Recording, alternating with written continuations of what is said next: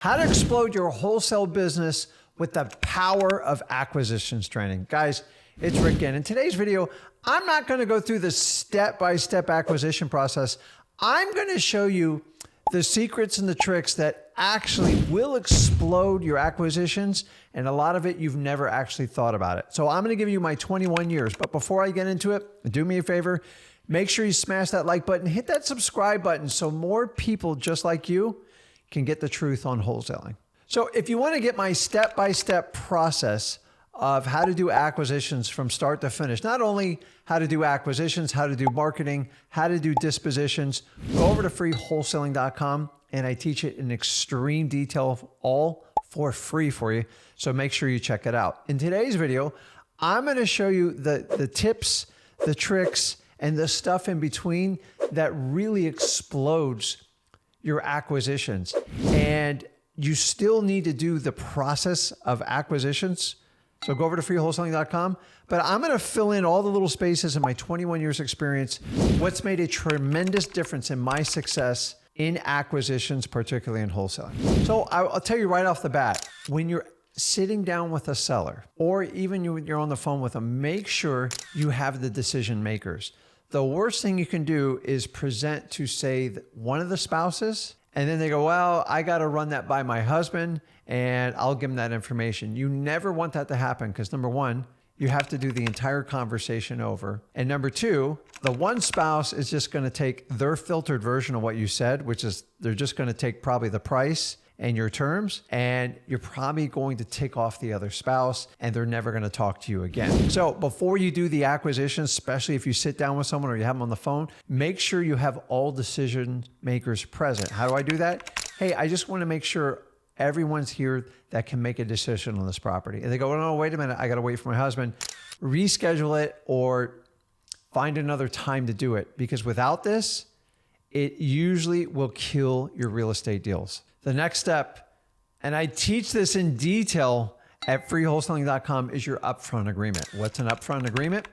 So the upfront agreement, the goal is to have them give you a yes decision or a no decision by the end of your conversation. If you don't do this upfront agreement, I almost guarantee you're going to get a maybe or I'll get back to you. And honestly, that is the kiss of death in wholesaling. You've got to get people to make a decision sooner than later, because optioning you is nothing more than a transactional method people use to avoid the discomfort of making a decision. I get it. It is uncomfortable for these people to make a decision, but we are here to help them out. We actually help the seller by getting the seller out of their own way.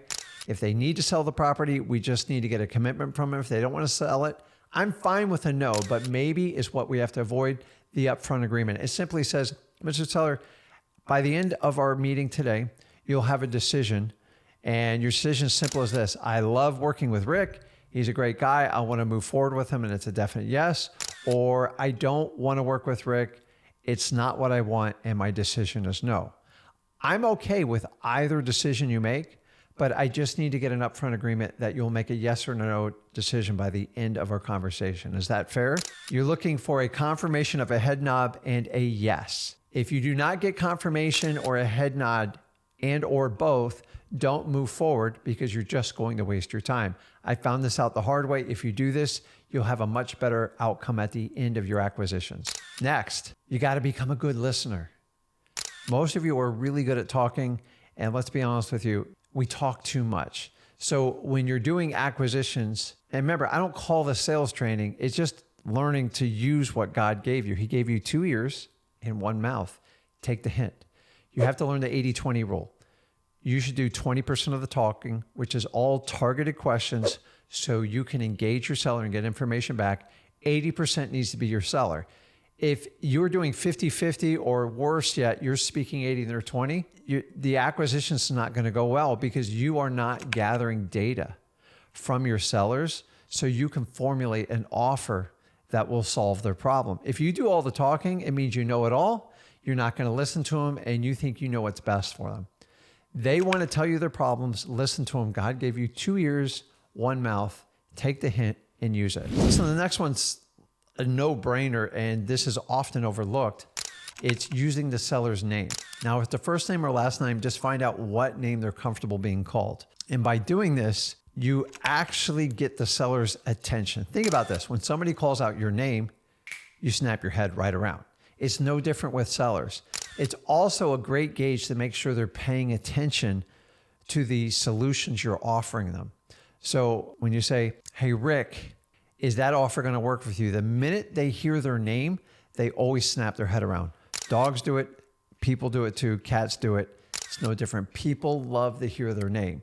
So don't over abuse it, but incorporate it often in your conversations during the acquisitions process. This will differentiate you from all the other realtors and wholesalers out there. Why? People just love to hear their name. They don't hear it enough. And if you listen and you get their pronunciation and their name right, it will go a long way in this process. Next one is just simple mirroring your sellers. And what do I mean by this? Don't overcomplicate this. But when you go into the house and the sellers want to sit down at the kitchen table, you sit down at the kitchen table. They want to stand up, you stand up. If they talk slow and quiet, you talk slow and quiet. If they're loud and obnoxious, meet them with it. Why? Because mirroring is a natural selection of Mother Nature, and people like people that are a lot like them. So go ahead and use nature's ultimate trick in acquisitions. If you mirror your sellers, you will engage them. You'll actually get them to naturally like you. And that's why we use this technique. Who doesn't want someone just like them? Your sellers are no different. Now, the next one, when you come in the house, just use the visual clues that are already there for you so you can start building rapport right away. What do I mean? Pictures on the wall, you'll see family members, you'll see sports, you'll see hobbies, you'll see if they love wood trim, if they hate wood trim. There's so many things to pick off when you go in and take a look at the house. If you're going on a physical appointment, use this as ammo so you can connect with your sellers. You got to get through that awkward stage of going from stranger to actually being befriended. How do you do that? Start talking about people's families, their dreams, their recreations, their occupations, and it should go naturally. You have to cater to them, not the other way around. Now, here's a really cool trick I'm going to teach you that I found out over time helps me out a lot. Whenever you go on a physical appointment, and this only applies to physical appointments, is come in completely unarmed. What do I mean by that? It's not what you think. Don't come in with your cell phone blazing. Don't come in with a briefcase, and don't come in with the folders with a bunch of paper sticking out the side. Why? I used to do this. And the reality is you distract your sellers because they want to know what's in there. They assume there's an offer in there, and they're going to focus on that paperwork instead of us, the wholesaler. So you want to come in just a regular person. I don't care if you come in jeans, you come in shorts, whatever looks clean and makes you authentic to yourself. Also, you people with your cell phones, I highly recommend you put them on silent, vibrate, put it in your pocket, or leave it in your car. If you're going to take a phone call while you're on an appointment, you're really missing the point of this business. It is rude. It is extremely distracting, and the seller thinks you have more important things to do other than to deal with their property. Put the phones away, or better yet, leave them in the car. And then when it comes to writing a contract and you get a verbal agreement, just simply ask the seller, do you mind if I go to my car?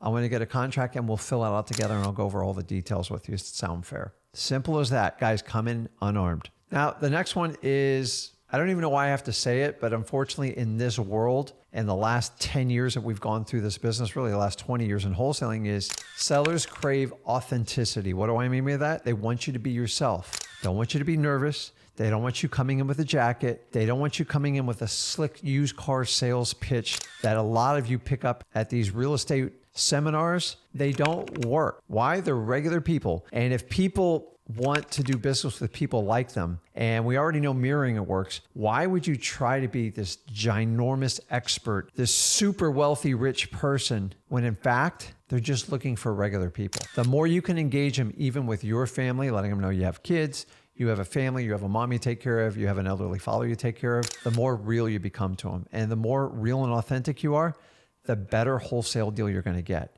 Stop the fakeness. Nobody wants it anymore. We've been over faked our entire lives.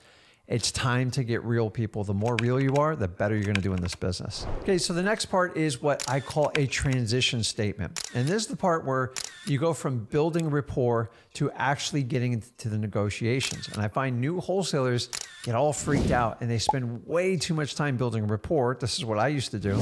And you never get to the negotiations. And the problem is if you spend too much time in a conversation building rapport, you start to become discredited because they're like, are they going to buy my house or not? You start creating unnecessary tension. So once you find yourself and you've talking too much and you've gone through the property, you've looked at everything, and you're nervous to switch over to a negotiation, I'm going to give you a simple strategy and it works like a charm. And it just goes like this. Hey, Mr. Seller, I could talk to you all day about your family. I could talk to you all day about this football team, the Dolphins probably.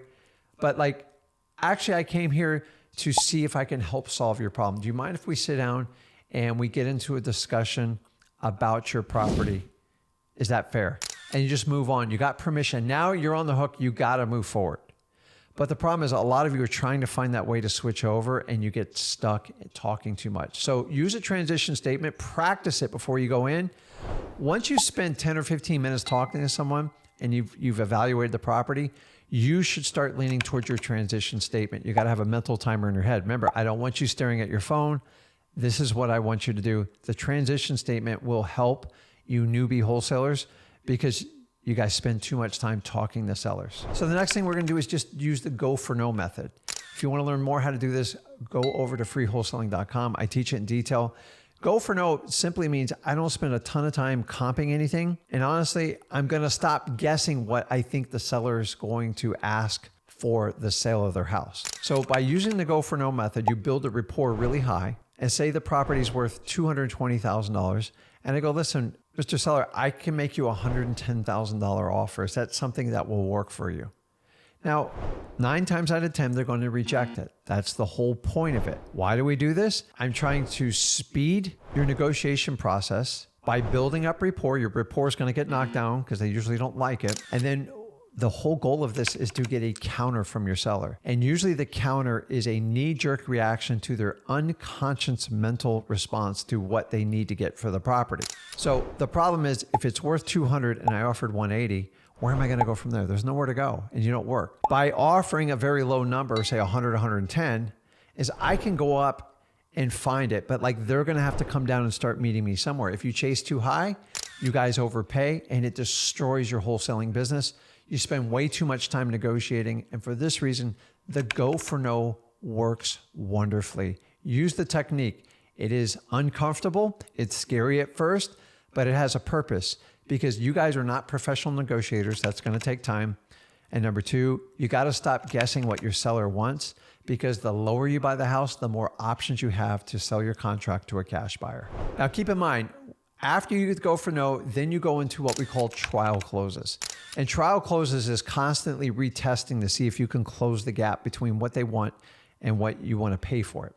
And a trial close happens over and over again until you hopefully get a result. And simply use statements like this. What if, Mr. Seller, I could buy the house for this price?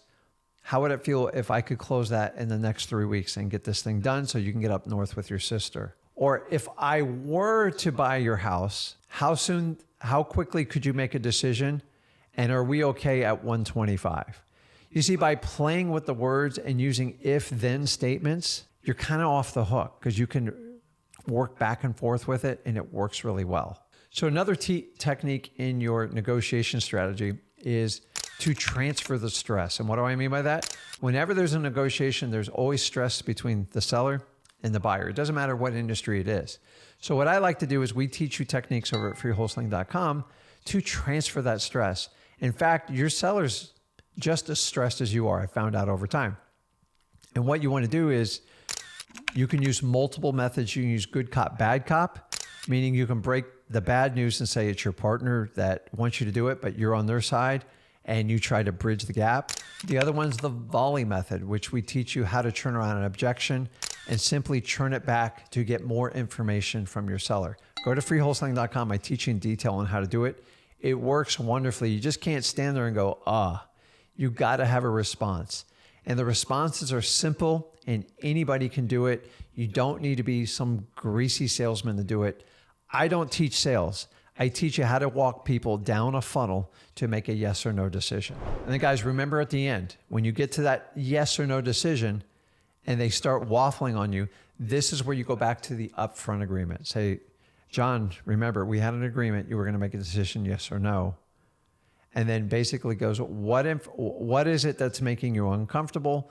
Or what can I help you out with? And then you go back into your trial close. But by reaffirming that upfront agreement, they already know they gave you your word, they gave you a nod, they gave you a yes, and most people want to honor their word. That's why the upfront agreement works so well. So guys, I just shared a ton of tips and tricks of the in-betweens of how to explode your acquisitions in your wholesaling business. Let me know in the comments of which ones you guys are going to use. And as usual, if you got value from this video, do me a favor, do me a solid. Make sure you smash that like button, hit that subscribe button so we can share the truth of wholesaling to anybody that wants to get in this business. Guys, this is Rick Ginn, and I'll see you in the next video.